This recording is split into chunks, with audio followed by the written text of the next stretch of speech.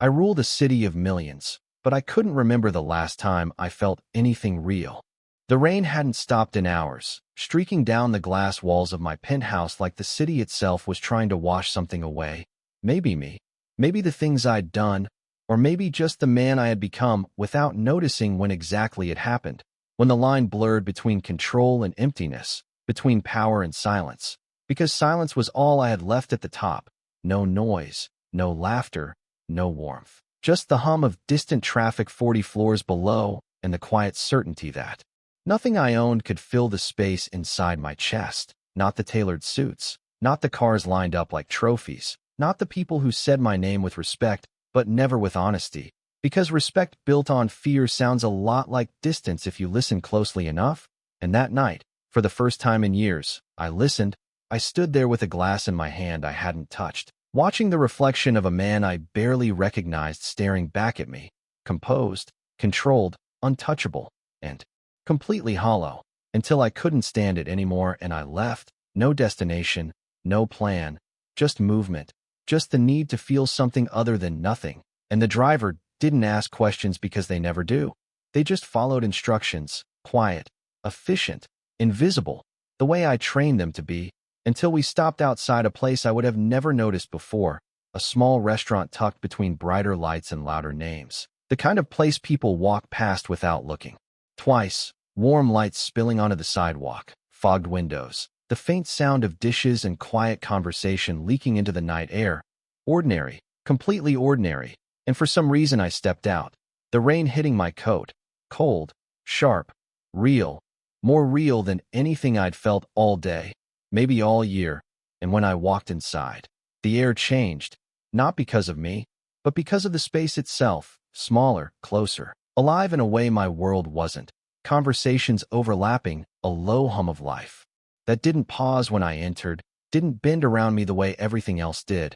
And then I saw her, not because she stood out in any obvious way, no spotlight, no dramatic entrance, just a waitress moving between tables with quiet focus, a tray balanced effortlessly in one hand, her hair pulled back, a loose strand falling across her cheek that she didn't bother fixing, like she had more important things to care about, like perfection wasn't part of her world.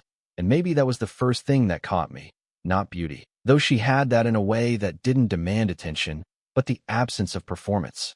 The absence of fear, because when her eyes met mine, even for just a second, she didn't look away, not quickly, not nervously, just steady, calm, like I was just another man who walked through the door, and something in my chest shifted, subtle, almost unnoticeable, but enough that I felt it, enough that I stayed instead of leaving, enough that for the first time in a long time, I wondered what would happen next. I chose a table near the back, not because I needed privacy, but because I wanted to observe without being noticed, a habit that had kept me in control for years, watching people reveal themselves in small details, the way they held a glass, the way they spoke when they thought no one important was listening. But here, something was different, because no one seemed to care who I was, no one adjusted their posture, no one lowered their voice. The world did not shift to accommodate me, and I realized how unfamiliar that felt. How strangely uncomfortable it was to be just another presence in a room, until she approached my table, calm, unhurried, a small notepad in her hand, her expression neutral but not cold, professional but not distant. "What can I get you tonight?" she asked, her voice steady.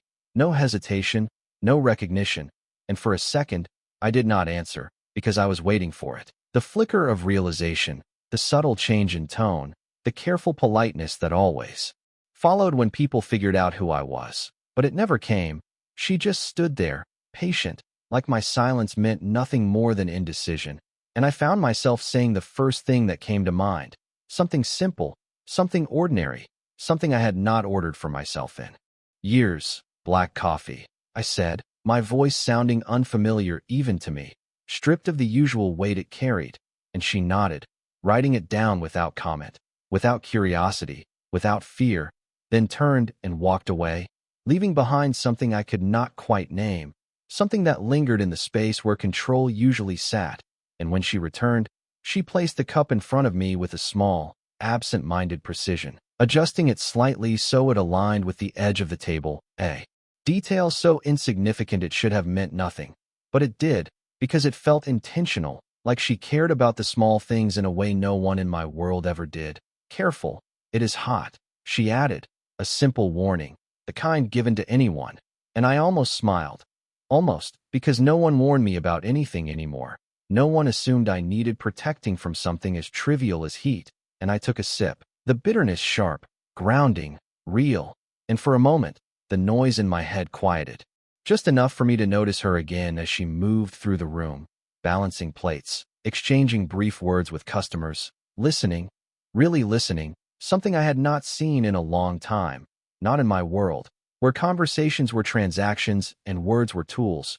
But here, her attention felt different, unforced, genuine, and I found myself watching her longer than I should have, longer than made sense, until she returned again. Not because I called her, but because she noticed the empty cup. Another? She asked, tilting her head slightly.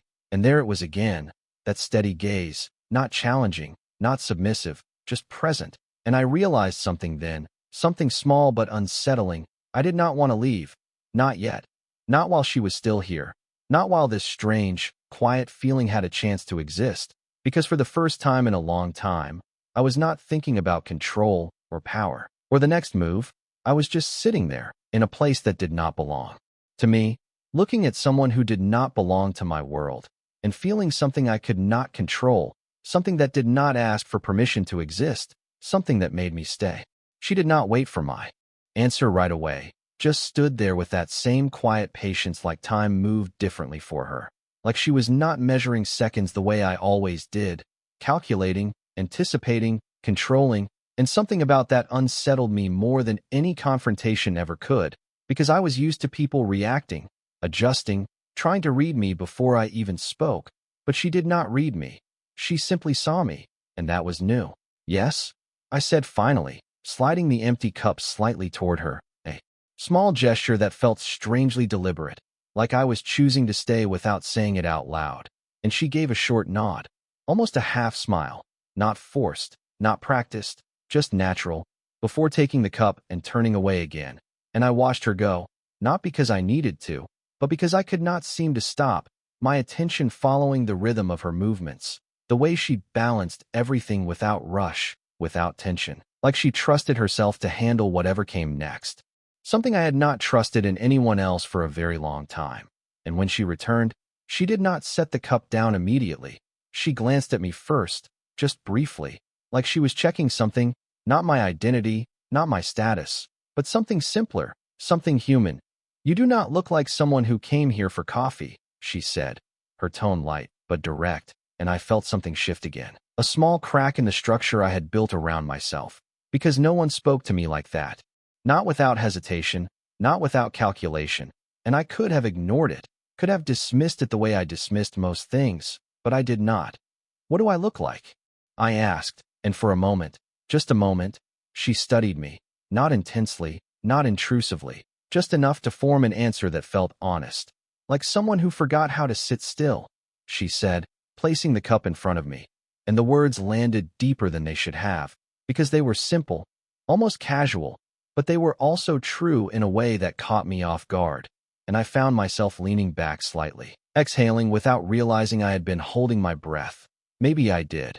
I replied. Quieter this time, and she tilted her head again, that small gesture that seemed to mean she was listening without pushing. Then maybe you should try, she said, a hint of warmth in her voice now. Not advice, not instruction, just an observation offered without expectation. And then she stepped away, leaving me alone with the words, with the coffee, with the unfamiliar stillness that followed. And for the first time in longer than I could remember, I did not reach for my phone, did not check the time, did not think about what was waiting outside those doors. I just sat there, exactly where I was, letting the noise inside my head settle, little by little, like the rain outside slowing against the windows. And I realized something then, something small but undeniable. I had not come here looking for anything, but somehow, without asking, without planning, I had found a moment that felt real, and I did not want it to end. Time moved differently after that, not slower, not faster, just less controlled, like something had slipped past the part of me that measured everything. and I stayed longer than I ever intended, long enough for the room to thin out, for conversations to fade into softer tones, for the rain outside to ease into a quiet drizzle that tapped lightly against the windows instead of demanding attention. And she kept moving, steady as before, clearing tables, wiping down surfaces, exchanging brief words with the last few customers, never rushing, never dragging, just present in a way that made everything else feel distant. And at some point, she returned again, not with coffee this time, but with a simple glass of water she placed beside me without asking. "You have been here a while," she said, not accusing, not surprised, just noticing, and I glanced at the glass before looking back at her, realizing I had not noticed the time either, something that never happened. "Is that a problem?" I asked, more out of habit than intention, expecting a boundary, a polite excuse to move me along. But she shook her head lightly. "No, just unusual," she replied, her tone even, like she was stating a fact rather than making a judgment. And for a moment, we stood there in a quiet that did not feel awkward, just unfilled, like it did not need to be. And I found myself asking something I had not planned. "Do you always notice things like that?" And she gave a small shrug, resting her hand briefly against the back of a chair. "Only when they stand out," she said, her eyes meeting mine again, steady, unafraid, and I realized she was not talking about time anymore, and neither was I, and something about that made the space between us feel different, less like a transaction, more like a moment that existed on its own, without purpose, without expectation. "And I stand out?" I asked, not because I needed the answer, but because I wanted to hear how she would say it. And she considered that for a second, not rushing, not softening the truth. "Not in the way you think," she said finally. And there it was again, that quiet honesty that did not bend around me, that did not try to please or impress, just existed. And I felt something shift deeper this time. Not just curiosity, not just distraction, but something closer to recognition, like she was seeing past the version of me everyone else reacted to and finding something underneath it. Something I had not acknowledged in years, and before I could respond, a voice called her name from across the room. "Emily," sharp but not harsh, and she glanced over her shoulder, nodding slightly before looking back at me. "I have to close up," she said, simple, direct, no hesitation, and I understood what that meant. The moment ending, the space returning to what it was before I walked in, and I should have stood up, should have left without another word, returned to the world that waited for me outside. But I did not move, not right away, because something in me resisted the idea of leaving this behind, something that did not want to go back to the silence that had followed me for so long. And she must have noticed, because she paused for half a second longer than necessary, her expression softening just enough to change the air between us. "We open at 7 in the morning, she added, like it was nothing, like it did not matter. And then she turned and walked away, leaving me with a simple sentence that felt heavier than anything said. That night, and for the first time in a long time, I found myself thinking about tomorrow instead of everything I had already lost. I should have left right then, walked out into the damp night air, returned to the car waiting at the curb, back to the version of my life that made sense on paper, predictable, controlled, untouchable. But I did not move, not until the last chair was flipped onto a table and the lights dimmed just slightly. Not until the room lost its warmth and became something quieter, something closer to empty. And even then, I stayed seated a few seconds longer, staring at the glass of water she had left, untouched, like it meant something I had not figured out yet, until finally I stood, slow, deliberate, like leaving required more effort than arriving ever did. And when I stepped outside, the rain had stopped completely, the air cool, clean, carrying that faint scent of wet pavement and distant city noise, and my driver was already at the curb, door open, waiting. But I did not get in right away. I paused, glancing back at the restaurant, the fogged windows now clearing, the lights inside fading one by one. And I realized something then, something that did not sit right in my chest. I did not want this to be just a moment, just another place I passed through and forgot. And that realization followed me into the car, into the silence that filled the back seat as the door closed and the world outside began to move again, streetlights passing in steady rhythm, reflections sliding across the glass. But none of it held my attention the way it usually did, because my mind kept circling back to her, to the way she looked at me without hesitation, to the way she spoke without adjusting her words, to the way she made something as simple as sitting still feel like a choice instead of a weakness. And by the time we reached the building, I already knew sleep would not come easily, not because of pressure or decisions or anything that used to occupy my thoughts, but because something unfamiliar had taken its place, something quieter, more persistent. And when I stepped into the elevator, watching the numbers rise one by one, I caught my reflection again. In the mirrored wall, the same man, the same suit, the same controlled expression, but something underneath it felt different, like a crack had formed in a surface that had been solid for too long. And when the doors opened, I walked into a space that suddenly felt too large, too empty, the silence louder than before, and I crossed the room without turning on the lights, setting my keys down with a soft sound that echoed more than it should have. And for a moment, I just stood there, looking out at the city that I had spent years shaping to my will, realizing it had never once asked me to slow down, never once forced me to face what I had been avoiding. And yet one conversation, one night, one person had done exactly that without trying. And I exhaled slowly, running a hand through my hair, the tension in my shoulders unfamiliar because it was not tied to control or strategy. It was tied to something else, something I could not define. And that was what stayed with me, not the power I held, not the world waiting outside, but the simple fact that for the first time in years, I was thinking about going somewhere I did not own, to see someone who did not belong to me, and not because I needed to, but because I wanted to. I did not sleep that night. Not really. Just lay there staring at the ceiling while the city slowly shifted from darkness into a dull gray morning, the kind that usually passed without meaning. But this time it felt different, like something was waiting on the other side of it, something simple and unnecessary and yet impossible to ignore. And by the time the clock read 6:30, I was already dressed, already moving, already stepping into a version of the day that did not follow any of my usual patterns, because I never went anywhere without purpose, never returned to a place without a reason that made sense. And yet there I was, sitting in the back of the car again, watching the same streets from a different light, early commuters, quiet sidewalks, the world waking up in a way I had not paid attention to in years. And when we stopped outside the restaurant, it looked smaller in the morning, less mysterious, more honest. The windows clear now, the warm light replaced by something softer, more natural. And for a moment I stayed inside the car, questioning it, questioning myself. Because this was not how I operated. I did not go back for things I did not understand. But then I opened the door anyway, stepping out into the cool air that still carried a hint of last night's rain. And when I walked inside, the sound was different, lighter, the quiet hum of morning instead of the layered conversations of the night before. And she was there, behind the counter this time, pouring coffee into a row of cups, her movements just as steady, just as unhurried, like nothing had changed for her, like the night before had not left any mark at all. And when she looked up and saw me, there was a brief pause, not shock, not confusion, just recognition, followed by that same calm expression that did not shift around who I was.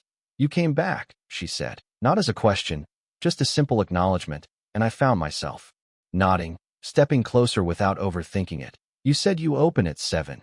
I replied, my voice quieter than usual, less guarded, and she glanced at the clock on the wall, then back at me, a faint hint of amusement touching her eyes. "You are early," she said, reaching for a cup without asking what I wanted this time. Like she already knew, and I watched her as she prepared it, the small details again. The way she measured without rushing, the way she placed the cup in front of me with the same precise adjustment, aligning it without thinking. And when I took a seat at the counter, it felt different from the night before, less like an escape, more like a choice I was making fully aware.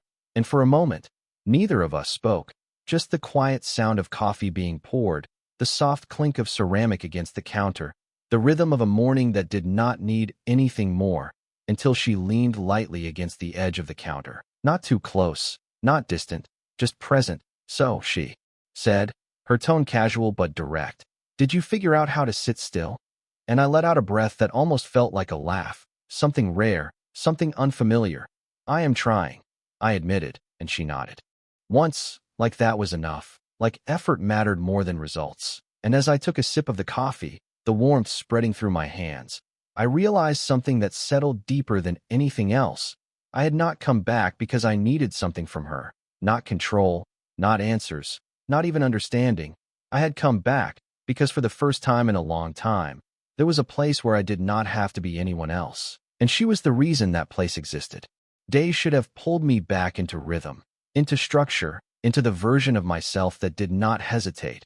But they did not completely, because something had shifted in a way I could not reverse, and I found myself returning again, not once, not by accident, but repeatedly.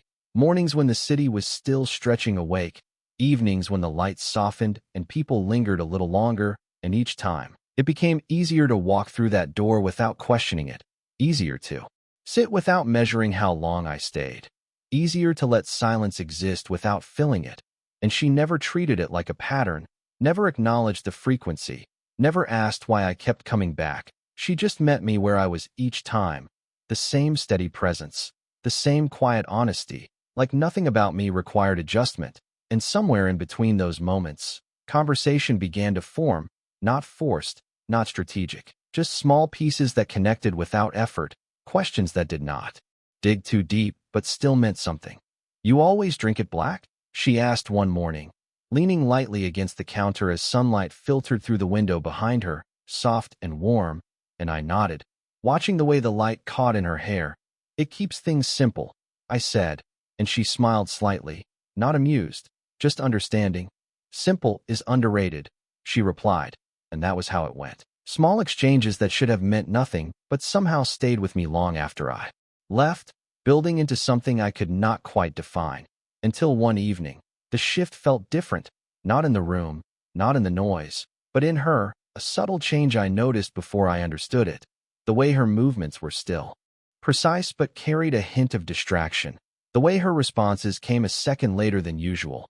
And when she approached my table, she set the cup down the same way, aligned, careful, but her hand lingered just a fraction too long, like she was steadying herself instead of the cup. "Long day?"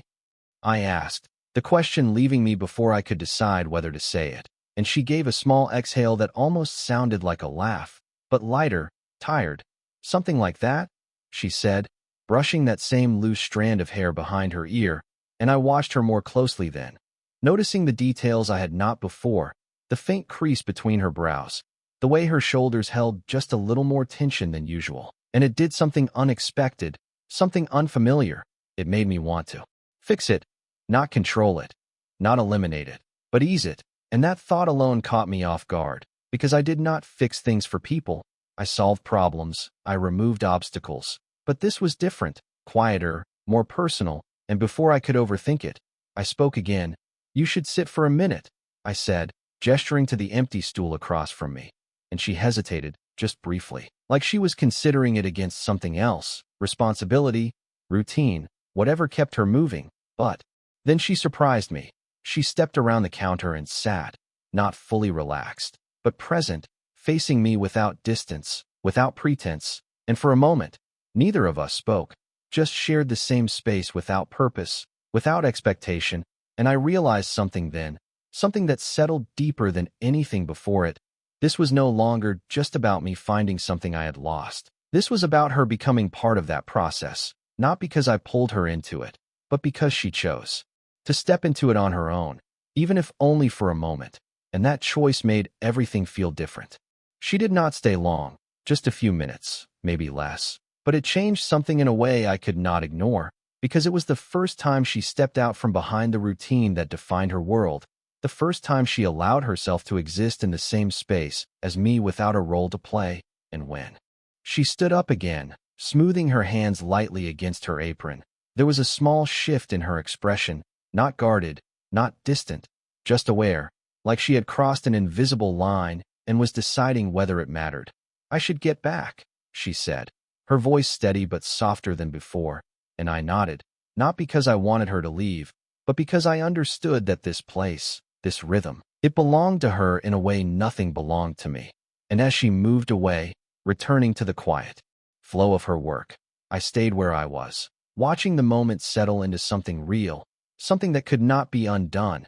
And for the first time, I felt the weight of what that meant, not control, not possession, but connection, something I had avoided without realizing it, something that could not be managed the way I managed everything else. And the realization followed me long after I left that night, into the car, into the silence that used to feel familiar, but now felt incomplete, like something was missing from it, something I had not known I needed until it was there, and then gone again. And the next day, I returned, not out of habit, not out of curiosity, but because not returning felt like a decision I was not ready to make. And when I walked in, the space felt the same, warm, steady, unchanged, but she did not look the same, not to me, because now I saw more than I had before, the way she carried her day, the small pauses between movements, the moments where her attention drifted just slightly before snapping back, and when she approached me, there was a quiet understanding in her eyes, something unspoken but present. "You keep coming back," she said, not accusing, not surprised, just stating what had become obvious. And I held her gaze this time, not deflecting, not hiding behind distance. "So do you," I replied, and for a second, she almost smiled, a real one this time, small but unmistakable, and it stayed with me longer than anything else, longer than the conversation, longer than the coffee, because it meant she felt it too. Not the same way, not necessarily, but enough to acknowledge that something existed between us, something that had not been there before. And yet, as the days continued, as the pattern settled in, I began to notice the edges of it, the parts that did not fit, the way my world existed just outside the walls of this place, unseen but always present, the calls I ignored, the responsibilities I delayed, the weight of everything I had built waiting for me to step back into it. And for the first time, it did not feel like power, it felt like distance. Distance from this, from her, from something that made me feel more like myself than anything else had in years. And that was when I understood the truth I had been avoiding. This was not something I could keep separate, not something I could visit without consequence, because the more I stayed, the more I changed, and the more I changed, the less I could go back to being the man I was before. And the question was no longer whether I wanted that. The question was what it would cost me to choose it. The realization did not come all at once. It settled in slowly, like everything else that had changed since the night I first walked through that door. And by the time I understood it fully, it was already too late to pretend it was nothing, because she had become part of the way I thought, part of the way I measured time, part of the way I saw things I used to ignore, and that was something I could not undo, no matter how much control I believed I had. And the next time I saw her, there was a quiet certainty in me that had not been there before, not about what would happen, but about what I was no longer willing to lose. And she noticed it immediately, not the reason, not the full weight of it, but the shift, the difference in the way I held myself, the way I looked at her without hesitation, without distance. "Something changed," she said, setting the cup in front of me with that same careful precision. And I met her gaze without looking away. "It did," I answered, and for a moment, she studied me, not trying to figure me out, just deciding whether to believe what she saw. And when she spoke again, her voice was softer, but steady. "Is that a good thing?"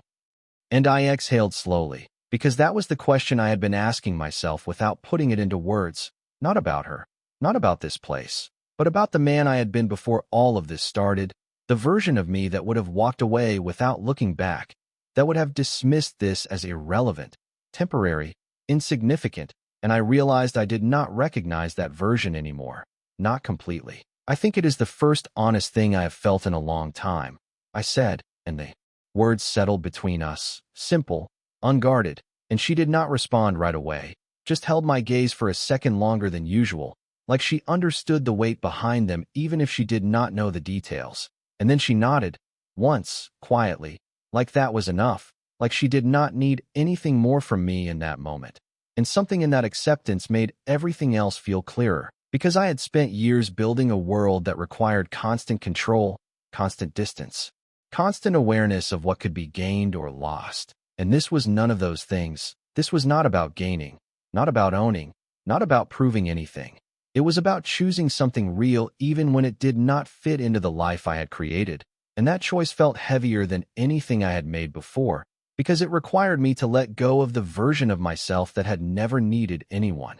And as the days moved forward, that choice did not get easier, but it became clearer in the way I showed up, in the way I listened, in the way I stopped trying to shape every outcome and instead allowed moments to exist as they were, imperfect, unplanned, real, and one evening, as the light outside faded and the room settled into that quiet rhythm I had come to know, she stood across from me again, not working, not rushing, just there, and for a moment, neither of us spoke, because there was nothing left to explain, nothing left to define, only something to acknowledge, and I looked at her, really looked this time, not as someone passing through my world, not as something temporary, but as the reason I had changed at all, and I said the only thing that felt true.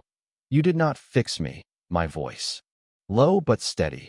You reminded me I was still human, and she held my gaze, not surprised, not overwhelmed, just present, like she had known all along that this was never about saving, never about changing someone else, but about showing them something they had forgotten. And in that moment, I understood something I had spent years avoiding. I could control everything around me, but I could not control what mattered most. And for the first time, I did not want to.